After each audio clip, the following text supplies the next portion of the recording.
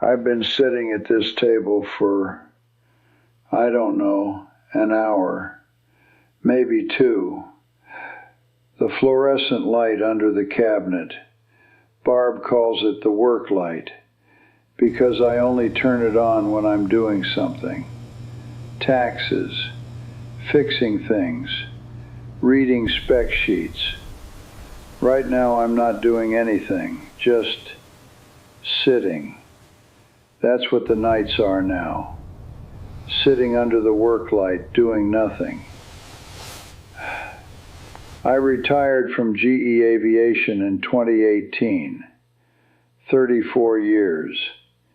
My specialty was propulsion control systems. The math that tells a jet engine how much force to apply without tearing itself apart. You calculate tolerances to the fourth decimal place. You learn early on that every system has a threshold. Push past it, and you don't get a warning. You get a catastrophic failure. It took me 68 years to learn that I'd never run that calculation on myself. The shingles started in January of 2023, 3 months after my birthday. I remember because we'd just come back from Kevin's place in Denver. The kids gave me a new camera, one of those mirrorless things. And then 2 weeks later, the pain started on my right side, under the ribs, wrapping around to the flank. People say shingles hurts. They say it like they're warning you about a bad sunburn. They don't say, it feels like someone threaded live electrical wire under your skin and left it there, still connected. They don't say, you'll wake up at 2 a.m. grabbing the mattress because even the weight of the sheet against your ribs sends a signal to your brain that something is being destroyed. Dr. Philip Kane. He's been in Kettering for, I want to say, 22 years. The kind of GP who shakes your hand at the start of every appointment and calls you Hal, not Harold, because you asked him to once in 2004 and he remembered. He looked at the rash, looked at the pain assessment chart I'd filled out. I gave it an 8 because I'd always been conservative with pain scores. And he said, Hal, we're going to start you on Neurontin. It's the standard of care for post-herpetic neuralgia. Very well tolerated medication. Safe as aspirin for nerves. Safe as aspirin for nerves.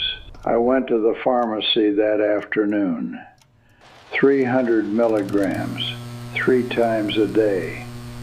The bottle said Gabapentin. I'd never heard of it. I looked it up that night.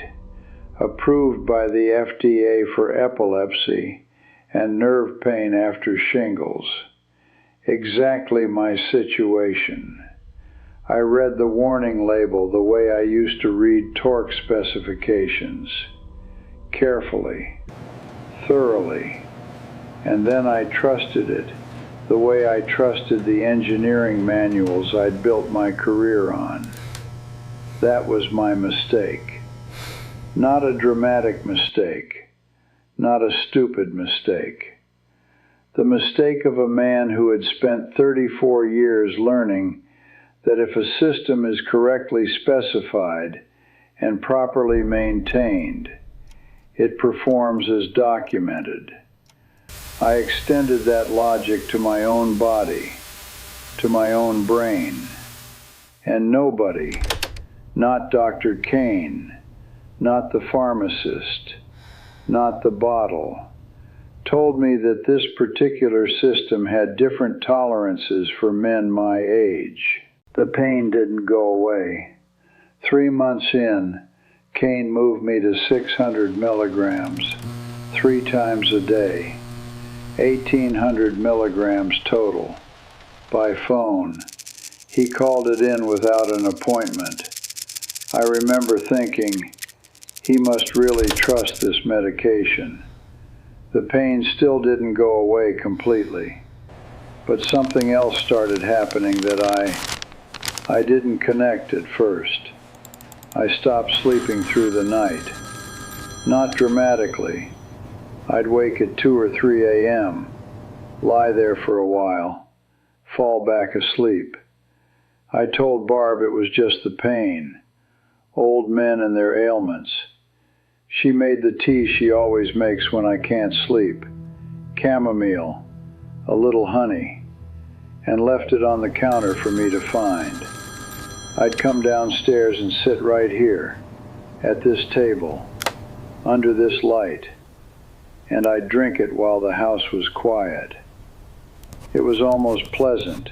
I didn't know yet that I was waking up because my body needed the 10 p.m. pill to stay asleep. I was calling it insomnia caused by pain.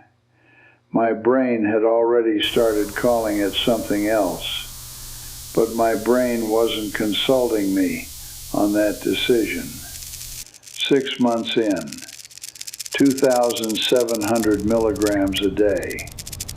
That's 900 milligrams 3 times a day. Still by phone renewals. Dr. Kane's nurse calling it in.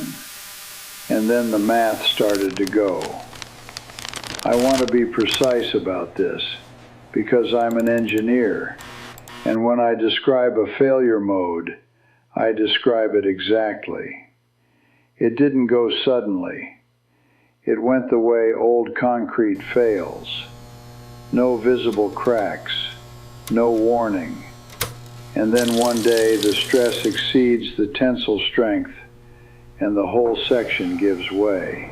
I was doing the electric bill. April, maybe. I'd always calculated it manually first. It was a habit from the 80s, a way of checking myself against the utility company. Nothing complicated, basic arithmetic. And I sat there with the ledger and I couldn't get it right. I did it 4 times, got 4 different answers. I told Barb the bill seemed off. Bought a new scientific calculator the next week. Told her the old one was losing accuracy. She said, "Hal, you've had that calculator since 1997. I said I wanted a newer model.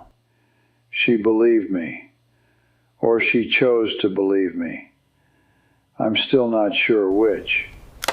The Gabapentin by then had become a relationship.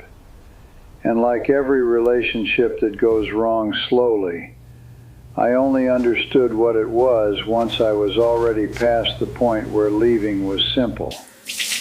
Here's what I mean by that. I spent 34 years working on propulsion control systems, the math that tells an engine how much to push without destroying itself. We had a concept called the operating envelope. Every system has one. Inside the envelope, the system performs as designed, stable, predictable, calculable. Outside the envelope, push the thrust past the tolerance, exceed the thermal limit, stress the bearings beyond spec. The system doesn't just degrade, it fails, usually catastrophically, usually without a second chance to correct. Gabapentin doesn't have an operating envelope listed on the label. Nobody told me there was one. For a 68-year-old man with reduced kidney function, mine wasn't diseased, wasn't diagnosed, just slower in the way that kidneys get at 68. The therapeutic dose and the dose that begins to erode the brain are much closer together than anyone told me they were. The drug clears through the kidneys. Slower kidneys mean higher blood concentrations. Higher blood concentrations in an aging brain mean something that isn't in the product monograph, something that nobody calculated. I pushed the system past its operating envelope, and I didn't know the envelope existed. By month 10, I was at 2,700 milligrams a day, and my memory was doing something I had no engineering term for. It wasn't forgetting. Forgetting is when the data isn't there. The data was there, but the retrieval was wrong. Like a corrupted index. You know the file exists. You know it's on the drive. You can't access it on command. I called my grandson Owen Kevin 3 times in one afternoon. Kevin is my son. Owen is 7 years old. I watched Kevin's face when I did it. He was there visiting, and I saw something move through his expression that he immediately covered. I don't know what to call what I saw. Something between fear and recognition. He didn't say anything. Neither did I. That night, I went back to Dr. Kane's office, in person, for the first time in months. I described the memory issue precisely. He said, "Hal, that's age-related cognitive change, perfectly normal at 68. He adjusted my dosage upward, 1,200 milligrams 3 times a day, 3,600 milligrams total, the maximum nominal therapeutic dose. He said, "The pain isn't under control. We need to address the pain." He was right that the pain wasn't under control. He was also, and I've had a long time to think about this, not measuring the right thing. The moment I knew. January 14th, 2024. I know the date because I looked at the calendar on the kitchen wall afterward, and I wrote it in the engineering notebook I keep for exactly these moments, when something significant happens that needs to be documented. I woke at 3:17 a.m. in a panic. Not gradually, like a switch thrown, heart going, sweat soaking the pillow. I'd been dreaming, and in the dream, I had forgotten Ohm's law. R equals V over I. Resistance equals voltage divided by current. It's not a law I remember. It's a law I have known since 1973. It is more fundamental to my cognition than my home address. It is the first equation any electrical engineering student learns, and the last one any electrical engineer forgets. It is, for a man like me, not a piece of knowledge. It is a reflex. And in the dream, it was gone. I came down here, turned on this light, got the engineering notebook, this one, right here, the quadrille ruled one I've had since the GE years, and I opened it to the first page. I'd written the basic laws on the first page years ago, just a habit, a reference that I never actually needed to reference. R equals V over II. I stood here. Stood, not sat. I couldn't sit. And I stared at it for, I counted later, 22 minutes. I was not staring at it because I didn't know if it was correct. I was staring at it because I could not convince myself that my certainty about it was reliable. The equation was there, but my confidence that my own mind could evaluate whether it was correct, that confidence was gone. A man who spent 34 years making sure jet fighters don't fall out of the sky, standing in his kitchen at 3 a.m, unable to trust his own mind on the most elementary formula he ever learned. That's when I knew. I called Dr. Kane the next morning, told him I wanted a taper. He said, "Hal, we'll need to be careful. Abrupt discontinuation can cause seizures." Seizures. He said it the way you'd mention a possible side effect, not the way you'd say it if you thought I understood what that meant. I Googled it afterward. Gabapentin withdrawal, tremors, sweating, hypertension, agitation, confusion, seizures in severe cases. Onset 12 hours to 7 days after abrupt stop. Recommended taper. No more than 300 milligrams reduction every 4 days. 18 weeks minimum for full discontinuation from my dose. Nobody had mentioned any of this when they handed me the first prescription. We tapered at 300 milligrams per month. Slower than the guidelines, because every time we went faster, I shook. Not metaphorically, my hands shook.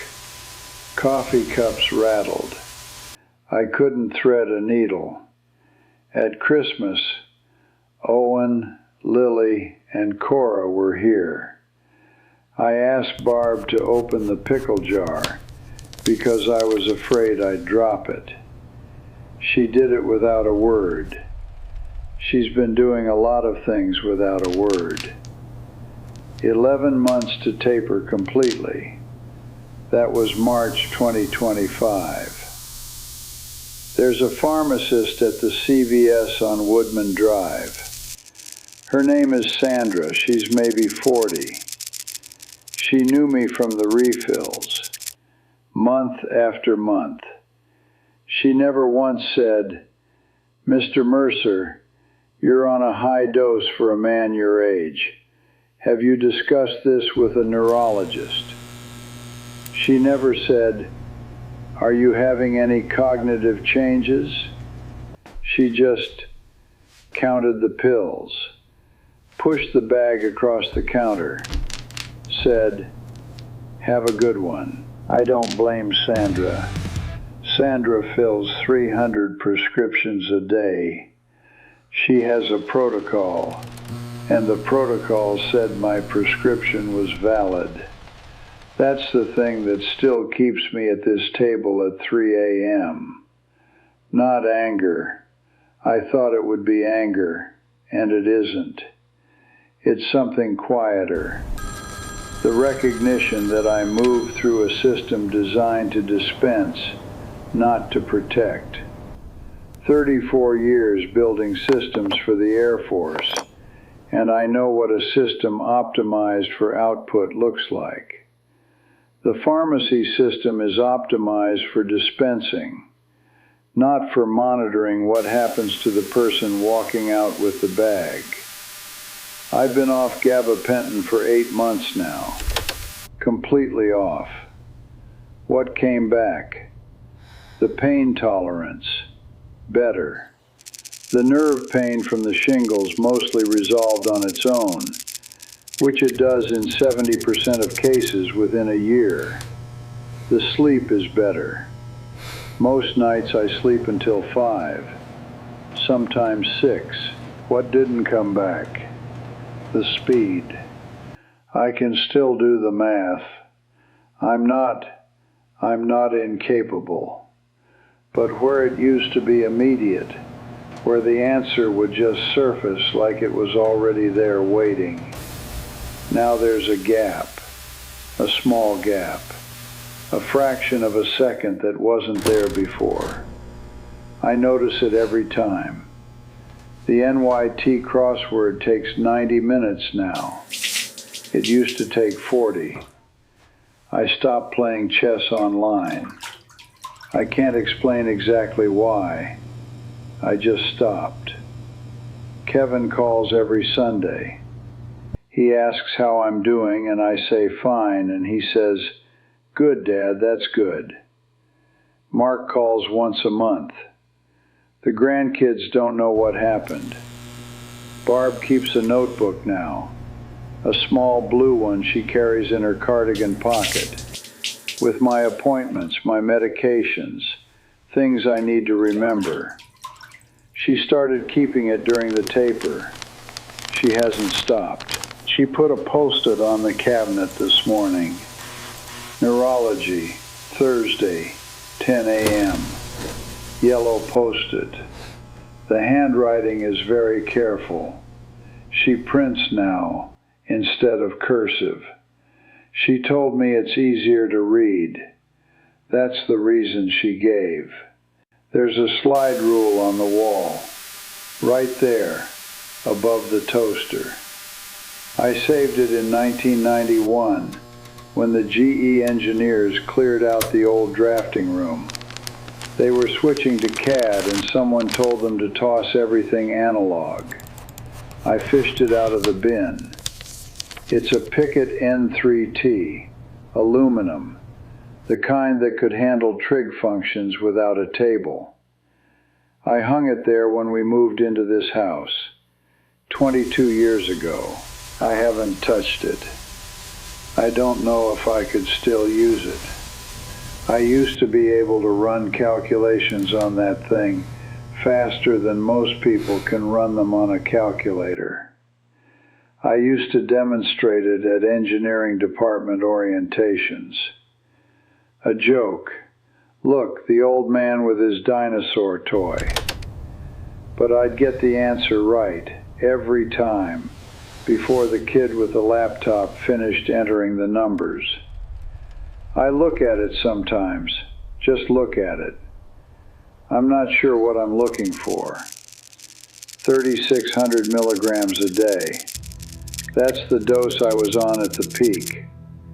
3,600 milligrams of a drug that my kidneys couldn't clear efficiently, going directly into a brain that my doctor never once tested for cognitive change during 14 months of increasing dosage. I'm not saying he meant to harm me. I know he didn't. Dr. Kane is a careful man. He was managing my pain. That's what I asked him to do. But I spent my career being told, trust the manual, follow the specification, monitor the system. And nobody was monitoring this system. I was the system, and the tolerances were wrong. It's 3:52 now. The fridge has been cycling on and off for the last hour. Old compressor. Makes a sound like someone clearing their throat. The rain started around 2. Barely rain. More like the night decided it needed to be damp. Somewhere down past the freight line, a train passes. Always a train around this hour. I've started to notice it the way you notice the clock ticking in a waiting room. Something to mark the time passing while you wait for whatever you're waiting for. I don't know what I'm waiting for. I used to know exactly what I was waiting for. A deadline, a test result, a calculation to resolve. My whole career was a series of things to wait for. And the waiting always ended. And when it ended, you knew whether you were right or wrong. The slide rule is still on the wall. I can see it from here. The fluorescent light catches the aluminum and it throws a thin line of light across the ceiling. I spent 34 years calculating tolerances. How much stress before the system fails. What the margin is between operating safely and catastrophic failure. I was very good at it. The best in my department. The numbers were never wrong. I never ran those numbers on myself. I don't know if the calculation would have changed anything. I don't know if the answer would have mattered, even if I'd known it. I'm not sure that's the question. The fridge clicks off. The kitchen is very quiet. I'm still here. That's something. Or maybe that's just what I tell myself.